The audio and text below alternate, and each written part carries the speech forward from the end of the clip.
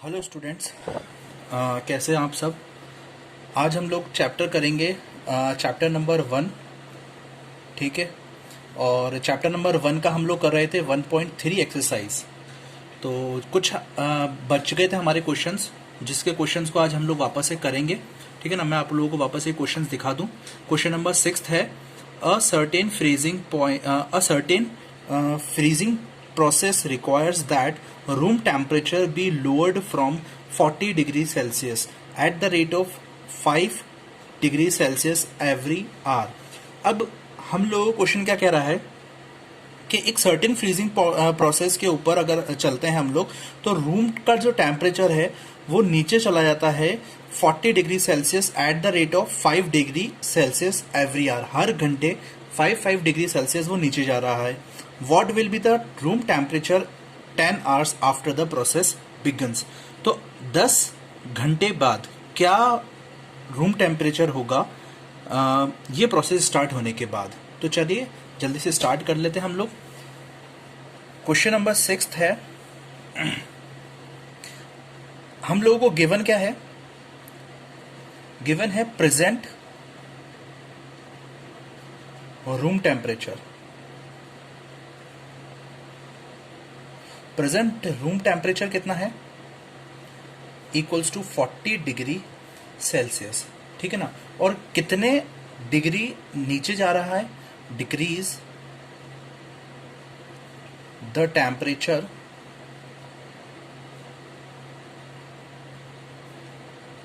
Every hour. तो कितना जा रहा है, 5 डिग्री सेल्सियस। ठीक है ना। तो रूम टेम्परेचर कितना होगा 10 घंटे बाद। तो रूम टेम्परेचर आफ्टर 10 आवर्स। तो 10 घंटे बाद रूम का टेम्परेचर कितना होगा, तो हम लोग कर सकते हैं ऐसे। देखो 40 डिग्री सेल्सियस था पहले ही, अब 10 आवर्स के बाद कितना होगा, तो प्लस 10 आवर्स मल्टीप्लाई माइनस का 5 डिग्री सेल्सियस। ठीक है ना। क्या करा हम लोगों ने, हम लोग सबसे पहले इस 10 आवर्स को इस 10 आवर्स को इस 5 डिग्री सेल्सियस से हम लोग मल्टीप्लाई कर देंगे। जो आंसर आएगा उसको 40 से प्लस कर देंगे। करते हैं इसको सोल्यूशन। 40 डिग्री सेल्सियस सबसे पहले ब्रैकेट वाला ये चीज सॉल्व होगा, प्लस 10 इंटू 50 10 इंटू 5 माइनस का 50 डिग्री सेल्सियस। ठीक है ना। ब्रैकेट में प्लस माइनस माइनस। ठीक है ना। तो कितना आ जाएगा, माइनस का 10 डिग्री सेल्सियस। ठीक है। तो रूम टेम्परेचर कितना होगा 10 घंटों बाद। So room temperature after 10 degree minus 10 degree Celsius, sorry, after 10 hours is minus 10 degree Celsius after process. I think आपको सब समझ में आ गया होगा ये चीज। ठीक है ना। अगर आप लोगों को समझ में नहीं आया होगा तो प्लीज आप लोग मुझे कमेंट कर सकते हैं। नेक्स्ट करते हैं, नेक्स्ट क्वेश्चन करते हैं। अब हम लोग क्लास 7th के अंदर in a class test containing 10 question, एक क्लास टेस्ट लिया है। ठीक है ना, एक टीचर ने। ठीक है। और उसके अंदर क्या करा है, 10 क्वेश्चंस दी है टीचर ने। 5 marks are awarded for every correct answer. हर करेक्ट आंसर के आपको 5-5 नंबर मिलेंगे। और हर नेगेटिव मार्क भी है इसके अंदर। तो इसके अंदर आपको जब भी कभी आप कुछ गलत करेंगे, कोई आंसर गलत टिक मार्क कर देंगे, तो उसका नेगेटिव मार्किंग होगा -2 for every incorrect answer and 0 for questions not attempt. और अगर आपने कोई क्वेश्चन अटेम्प्ट ही नहीं करा है, ठीक है ना, तो आपको कितना नंबर मिलेगा, 0 नंबर मिलेगा। ठीक है ना। तो इसके अंदर क्या बोल रहा है, Mohan gets 4 correct and 6 incorrect answer. ठीक है ना। तो सबसे पहले हम लोग इसका करते हैं क्वेश्चन नंबर 7 का पार्ट 1। ठीक है। तो क्वेश्चन नंबर 7 का पार्ट 1 हम लोग कैसे करेंगे। मोहन ने कितने मार्क्स करे हैं, gain Mohan gets marks for 4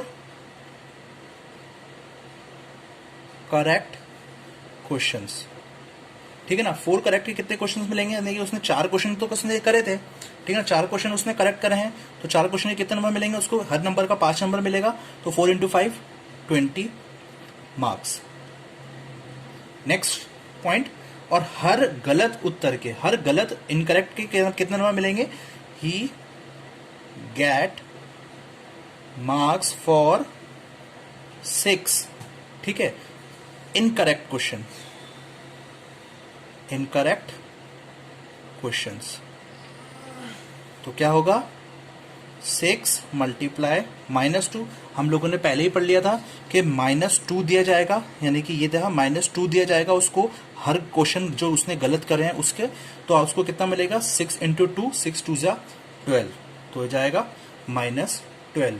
तो उसका टोटल स्कोर कितना होगा, टोटल स्कोर कितना होगा उसका, कितना बताया मैंने आपको, अभी अभी बताया था ये 20 प्लस कितना आया था हमारा -12, ठीक है ना। टोटल मैंने टोटल करने के लिए हम लोगों को ऐड लिखते हैं, ठीक है ना, हम लोग लिखते हैं ऐड, माइनस इसके 12 था तो कितना हो जाएगा 20 प्लस -12, तो उसने टोटल स्कोर कितने गेन करे हैं 8 नंबर, तो कितने मोहन गेट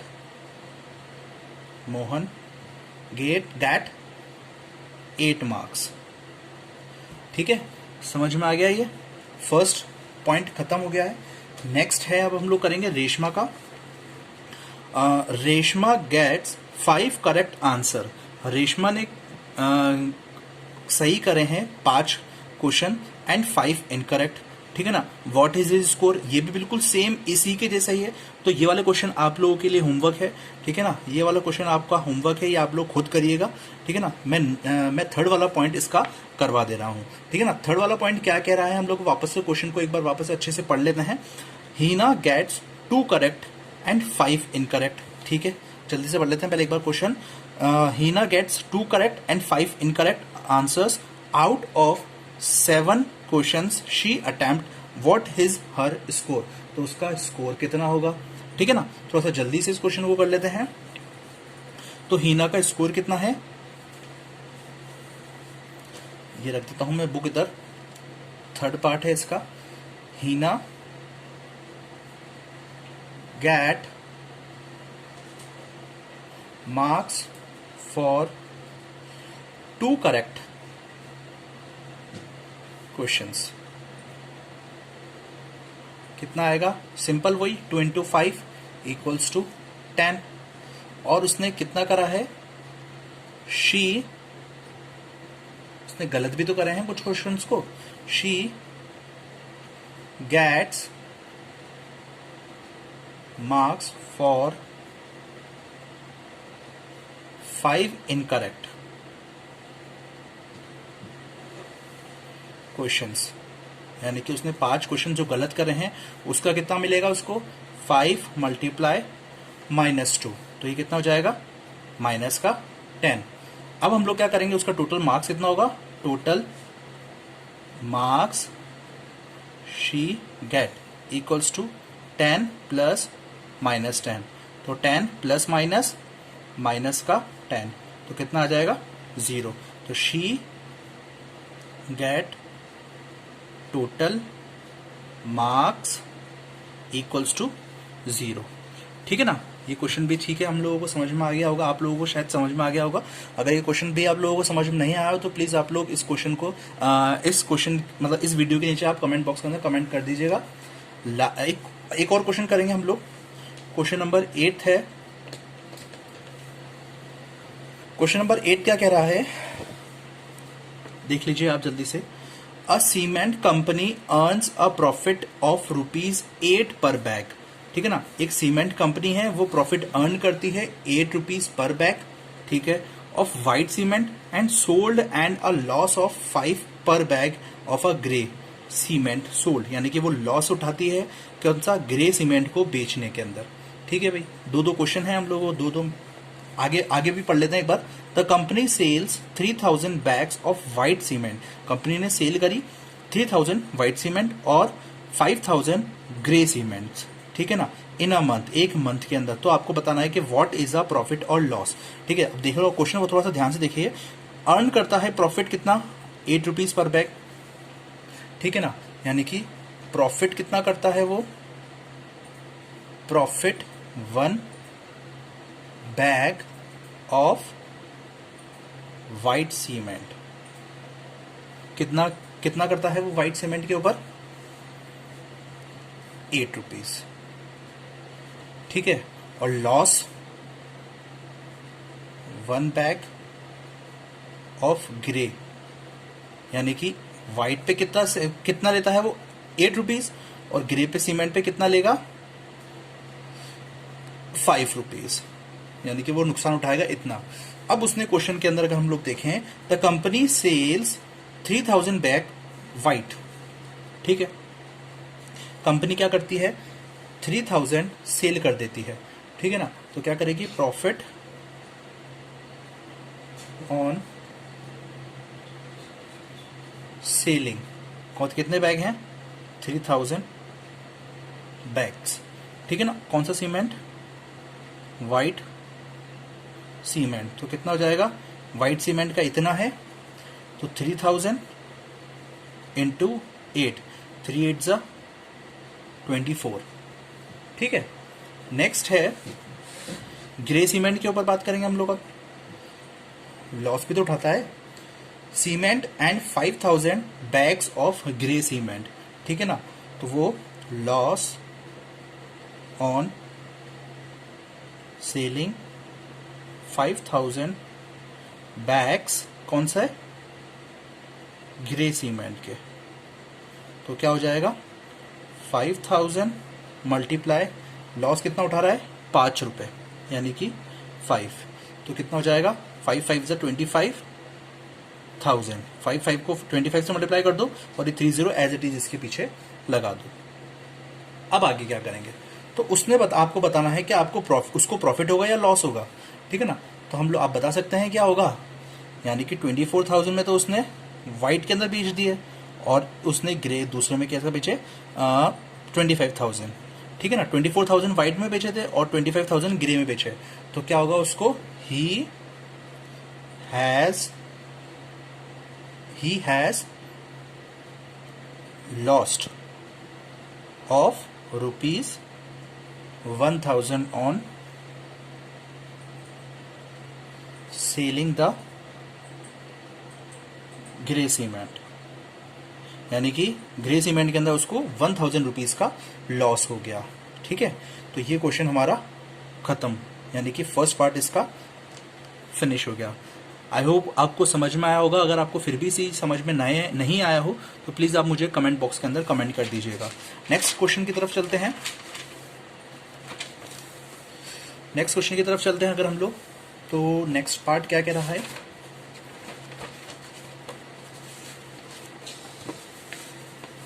नेक्स्ट पार्ट कह रहा है हम लोगों को कि what is the number of white cement bags it must sell to have neither profit nor loss, ठीक है ना। अगर वो what is the number of white cement, तो क्या होगा, वाइट सीमेंट कितने नंबर होंगे वाइट सीमेंट के, कट्टों के, बैग्स के, it must sell to have neither profit और नॉर लॉस, ना तो उसको प्रॉफिट हो ना तो उसको लॉस हो।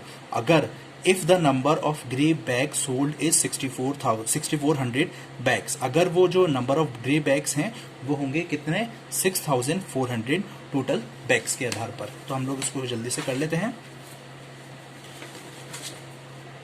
इस क्वेश्चन को मैं स्क्रीन पर भी आप लोगों को दे दूंगा, ठीक है। तो फिर आप लोग उससे अच्छे से आसानी से कर सकते हैं। मैंने इसको अच्छे से सेट कर दिया है। अभी हम लोग इस क्वेश्चन को जल्दी से कर लेते हैं।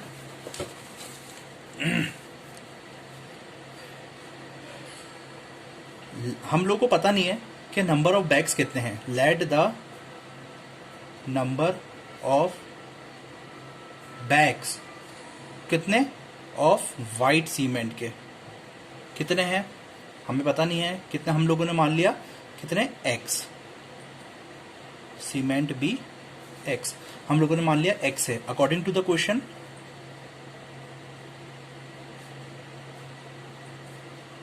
अगर हम लोग क्वेश्चन के हिसाब से चलते हैं तो क्या होता है, लॉस इक्वल्स टू प्रॉफिट होगा, ठीक है ना। हम लोगों को बताया कि 5 सीमेंट थे, कितने थे, कितने रुपए हम लोगों को लॉस हो रहा है, 6400, यानी कि बैग कितने सोल्ड हो रहे हैं, 6400। तो 5 को हम लोग 6400 से मल्टीप्लाई कर देंगे, और हम लोगों को पता नहीं है कि एक्स बैग हैं, कितने बैग्स हम लोगों को सॉल्व करने हैं वाइट सीमेंट के, यानी कि 8 बैग्स, 8 रुपीज़ हम लोगों को मिलेगा। तो हम लोग इसको सॉल्व आसानी से कर सकते हैं। इस एक्स को हम लोग बाहर ले आए, 5 इंटू 6400 अपॉन 8, तो इसको आसानी से कर सकते हैं ना। 8 के टेबल में 64 जाता है, 8 8 जा 64, तो 5 8 जा 40, यानी कि 4000, सॉरी 8 5 जा 40, 8 8 जा 64, ठीक है, 8 8 जा 64, 0 प्लस 44, यानी कि 4000 बैग्स का हम लोगों को ना तो प्रॉफिट होगा और ना तो लॉस होगा। तो हम लोगों को अगर 4000 बैग अगर हम लोग बेचेंगे ना, तो हम लोगों को ना तो लॉस होगा और ना ही प्रॉफिट होगा। तो मैं इसको पहले अगर मैं लिख देता हूं, मैं he must sell 4000 white cement bags. अगर वो 4000 के सीमेंट वाइट सीमेंट बैग अगर वो बेचेगा, तो ना तो उसको प्रॉफिट होगा और ना ही उसको लॉस होगा, ठीक है ना। तो ये क्वेश्चन भी आप लोगों को शायद समझ में आ गया होगा। ये सेकंड पार्ट है इसका, 8, ये सेकंड पार्ट है 8th का, ठीक है ना। अब हम लोग लास्ट क्वेश्चन करेंगे इस एक्सरसाइज का, और ये एक्सरसाइज खत्म हो जाएगी, ठीक है। और ये 9th क्वेश्चन है। क्वेश्चन एक बार पढ़ लीजिए। 9th क्वेश्चन क्या कह रहा है, replace the blank with an integer to make a true statement. आपको स्टेटमेंट बताना है। अगर मैं इस क्वेश्चन को ऐसे ही करूंगा, तो अगर मैं इस क्वेश्चन को ऐसे ही कर लेता हूं तो क्या होता है, चलिए जल्दी से कर लेते हैं इस क्वेश्चन को। 9th क्वेश्चन का ए -3 मल्टीप्लाई डैश इक्वल्स टू 27, यानी कि -3 के अंदर अगर हम मैं इधर क्या रखूं, तो मेरे यहाँ पर प्लस का 27 आए, ठीक है ना। तो मुझे क्या करना पड़ेगा, 3 के टेबल में अगर मैं क्या किस नंबर से मल्टीप्लाई करूं कि मेरा 27 आए, तो 3 9 जा 27 आएगा। लेकिन यहाँ पर तो प्लस भी आना चाहिए, तो यहाँ पर क्या आएगा, माइनस, यानी कि माइनस और माइनस प्लस हो जाता है, ठीक है। तो 3 9 जा 27, तो ये क्या हो जाएगा, प्लस का 27, ठीक है। इसका बी पार्ट करते हैं। 5 मल्टीप्लाई डैश इक्वल्स टू -35। तो 5 को अगर मैं किस नंबर से मल्टीप्लाई करूंगा, मेरा 35 आए, तो मैं इसको करूंगा -7 से। 5 7 जा 35, ठीक है ना। तो मेरा आंसर कितना आ जाएगा, -7 मुझे पुट करना पड़ेगा, तब जाके मेरा आंसर आएगा -35। लास्ट क्वेश्चन में करूंगा, बाकी का ही क्वेश्चन आपको होमवर्क के लिए दूंगा। C dash multiply -8 equals to -56। किस नंबर से मैं मल्टीप्लाई करूं कि मेरा -56 आए, 7 से मल्टीप्लाई करूंगा। 7 8 जा -56, क्योंकि 7 8 जा 56 तो आएगा, लेकिन ये माइनस एज इट इज यहाँ पर पुट अप हो जाएगा, ठीक है ना। लेकिन ये डी क्वेश्चन आप लोगों को होमवर्क में करना है। Dash multiply -12 equals to 132। किस नंबर से मल्टीप्लाई करूं कि मेरे यहाँ पर 132 आ जाए, या आप लोगों को खुद करना पड़ेगा, ठीक है ना। तो आप लोगों को कोई भी चीज़ समझ में नहीं आई हो इस चैप्टर के अंदर, ठीक है, तो मुझे, मैं वापस से बोल रहा हूँ, प्लीज़ मुझे कमेंट कर दीजिएगा, और प्लीज़ मेरी इस वीडियो को लाइक करिए, शेयर करिए, और जो भी कुछ भी प्रॉब्लम हो आप लोगों को इस वीडियो के रिगार्डिंग, इस चैप्टर के रिगार्डिंग, ठीक है ना, चैप्टर नंबर 1 के रिगार्डिंग, ठीक है ना। ये ऑलमोस्ट एक्सरसाइज भी खत्म हो चुकी है, लास्ट एक्सरसाइज बची है 1.4 की, ठीक है ना, वो मैं आप लोगों को भी जल्द करवा दूंगा, ठीक है ना। आप लोगों को इसके बारे में कोई भी प्रॉब्लम आ रही हो इस चैप्टर के लिए, तो मुझे प्लीज़ कमेंट कर दीजिएगा। मैं इस कमेंट को देकर मैं आप लोगों को सारे के सारे वीडियोस, सारे के सारे प्रॉब्लम सॉल्व कर दूंगा। Have a great day, thank you.